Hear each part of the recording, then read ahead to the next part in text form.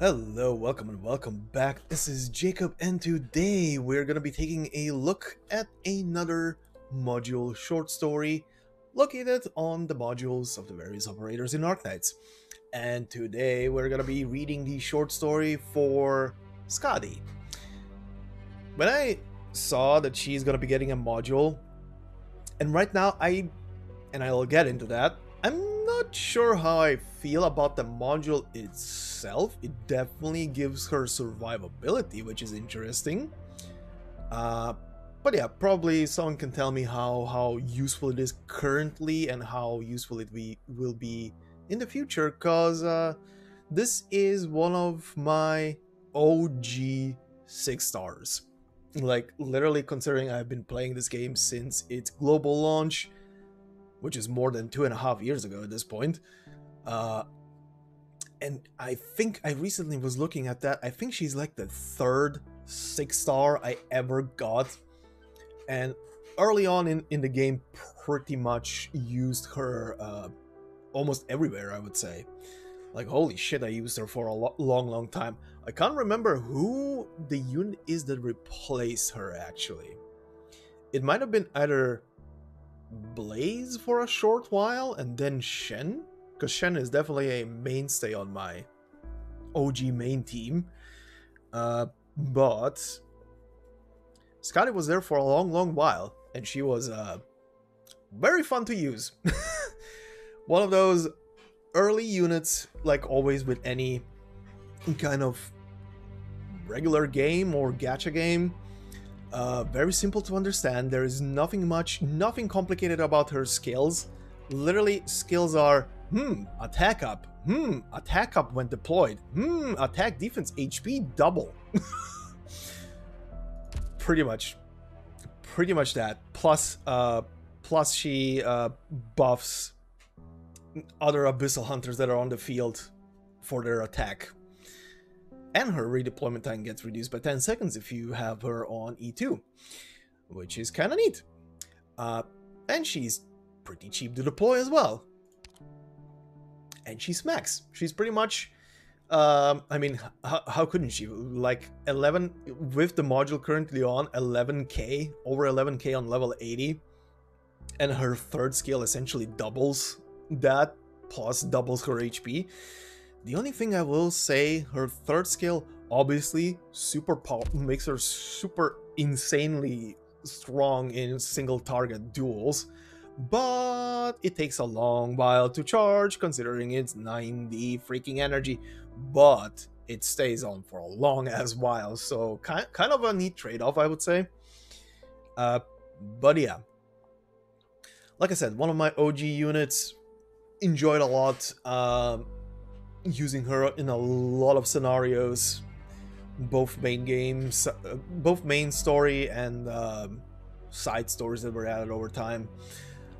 And as a character, I cannot talk about too much things because I don't wanna, for people who are still going through stories of this game and are discovering stuff for themselves, I would have to spoil a lot of Undertides to discuss her character, which, speaking of, segue, I will have on the channel for the file narration series a little like countdown series, you could call it, with file narrations and the characters' voice lines, going through all the Abyssal Hunter units and Iberia connected units for the most part, so Skadi, Gladia, Spectre, and a couple of others, counting down to the event when it will be going live in a couple of, like 2 months, 2 or 3 months at this point.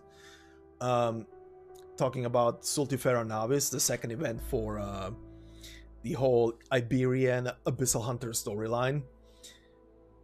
So please look forward to that. It's gonna be pretty much a daily upload series until the event goes live, and obviously Spectre is gonna be last, considering Spectre is getting an altar. But yeah, coming back to Skadi, can't really talk much about her character without saying anything too spoilery. I do find it kind of interesting how she does slightly changed from her early introduction in the very first side story, one of the very first side stories of the game, from being this person who literally just does stuff by the numbers she's told. I mean, freaking Grani had to go after her to sort of keep her in check, if I remember right. So she doesn't do anything too crazy, considering if anything goes in front of her, obstructing her mission, she's gonna smack it. But yeah, let's get towards the module, shall we? The module pretty much stat-wise gives her a pretty significant boost in HP and attack, and does something very interesting, which I would like to hear people's opinions upon, because it seems very powerful to me. Like, holy shit, it seems very powerful. When defeated, does not retreat, recover all HP. However, HP is reduced by 60%, so her current 4k get reduced by pretty much 1/6 of what it is totally. Plus, she gets 30 attack up. And if I am interpreting this right, as it says, activate once every deployment. So, just want a confirmation there. Does that mean that if I deploy her multiple times throughout a single encounter, and that thing triggers every time, and I retreat her afterwards to set it on a cooldown, does it work again then? Because that's what the word deployment means, right? I'm not interpreting that as in the whole mission deployment thing. But yeah, would appreciate if someone can confirm or deny that. The other thing is the thing had to be called Moist Sword Bag, right? Anyway, which does point me in a thing. I can't point a question in my head. I can't remember. I know she was carrying her sword in, I think it was the sword, right? Yeah, sword. In the Undertides event around, when she was pretty much using those barred robes and a harp just as a cover-up, not to be identified. Like hiding in plain sight, essentially. But if I can't remember if it was said, what is the thing supposed to be like? Considering this is Iberia technology, and Iberia is a country that is, well, its original cities are underwater and all of that stuff, and they are essentially fish folk to some extent, I guess. Do their weapons have to be kept in like a moist environment, not to dry up like a freaking fish or something? Is that the thing that is happening here? I do love the blue coloring. That blue coloring looks amazing, and it has that wavy aspect, like you're looking at not from the ocean's surface to the bottom, but like you're at the bottom of the ocean looking up, kind of deal. And I love it. I love this coloring. I always enjoy shit like this, design shit like this. But yeah, let's get into the story, shall we? So, as said, the module and the title for the story is Moist Sword Bag. And the story goes as follows. Skadi descends into the water. Her skin is once again moisturized, and the familiar taste of briny water pours into her mouth. She opens her eyes. From here she can see the sunlight upon the ocean, the teeming of all sorts of marine life around her. Skadi wants to stay here a while longer, but she is still sinking. A current pulls at her, trying to drag her into the ocean's depths. Skadi does not resist. Gradually, the light fades from her vision. The environment around her becomes pitch dark, and the pressure around her continuously increases.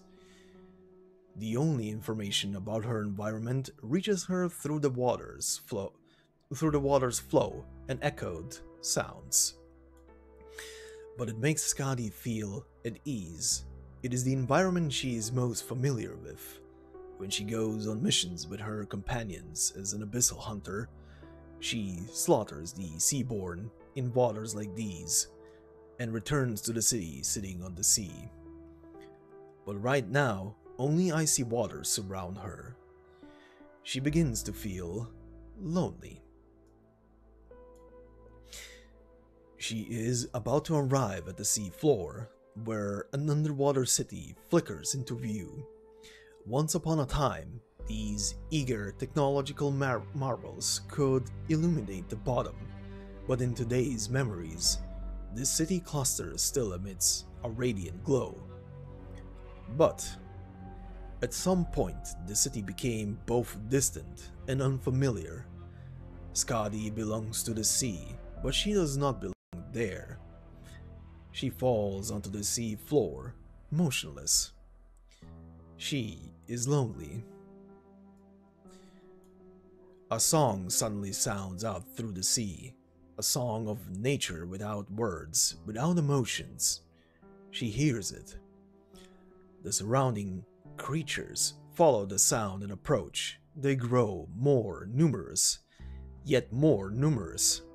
In the eagre's shattered light, they appear. Sea terrors, seaborn, and the unparalleled behemoths of the sea. Almost reflexively, Skadi stands up, the eager greatsword appearing in her hand. After grasping the current's flow around her, she charges at the swarm of monsters in front of her, several vague shadows accompanying her in her charge forward. They are clad in outfits similar to Skadi's, and wield behemoth-slaying weapons. At that moment, Skadi feels... snap. Skadi wakes up. She is lying on a bed, with medical equipment around her still running. A Rhode Island physiatric operator is staring at the readings on the device. The hand that produced that snap still suspended in mid-air. The other hand continuing to jot down notes. How do you feel right now, Operator Skadi? I feel very good. And there we go. Now, I wonder if this is... that is a question. I wonder where this is supposed to take place, or rather when. Before or after Undertides, or even after... well, Sultifer Navis, even though I do have no idea how that story goes or ends. Just wondering. Considering I'm guessing that the person waking her up and noting shit down should be, doesn't have to be, but should be Kaltzit, because Kaltzit was very involved with the Abyssal Hunters during those stories. How and why, not gonna go into that here, of course, but she is definitely involved, considering that she knows stuff about them. That's pretty much as much as I can say. So it's a thing of keeping stuff secret from other people. So I'm just presuming it's her, especially with the whole snapping fingers and waking someone up from a dream. And then there's the dream that she's having. The dream is definitely, like dreams are in general, is a thing she has witnessed in the past and is just remembering and going through it. Or rather, her brain is playing around with the memories of her past. And she's just reliving things. It doesn't have to be exactly what has happened at some point. It's just a thing that she's remembering. But still, we know some of these things that she encounters in the dream, or gets rather reminded of in the dream. But these behemoths are interesting, considering how the Iberia storyline so far has been very steeped. Like, every single one of the countries basically has a how to put it, has a myth, real world myth tied to them. That stuff is just based on, be it religion, be it just how people live and shit. Iberia stuff is very Lovecraftian Cthulhu bullshit. And I love it for that. Probably what keeps my attention on this story, considering I just love horror shit in general, and cosmic horror is very fascinating to me, because it can just go absolutely off the rails, considering normal horror is normal horror. But Lovecraftian horror, oh my god, that shit can go off the rails. And I love it. Cannot wait for Sultifera Navis to see more of it, to see how that whole shit is gonna evolve, and what we will learn throughout that story. But yeah, those behemoths are interesting. And just from knowing a bunch of shit from Lovecraftian stuff, I can imagine several things. But still, what size are we talking about? What size behemoth are we talking about here? But yeah, I think this will do it for this one. Already stretching out the video quite a lot for the short story as per usual. Jesus Christ, when I start rambling. But yeah, like I said, there's gonna be a count-up series once Sultifera Navis is gonna be around the corner, featuring the complete files of all of these operators that are tied to that story. Minus obviously Calcit, considering Calcit is already I already did her file on the channel, so she's not gonna be part of it. But Abyssal Hunters, yes. So please, look forward to that one. And in general to all other narrations and shit that appear on the channel, if you so enjoy them. In the meantime, I hope you have a fantastic day. I hope you have fantastic pulls in the game in the future, and I will see you all in the next video. Until then, bye bye.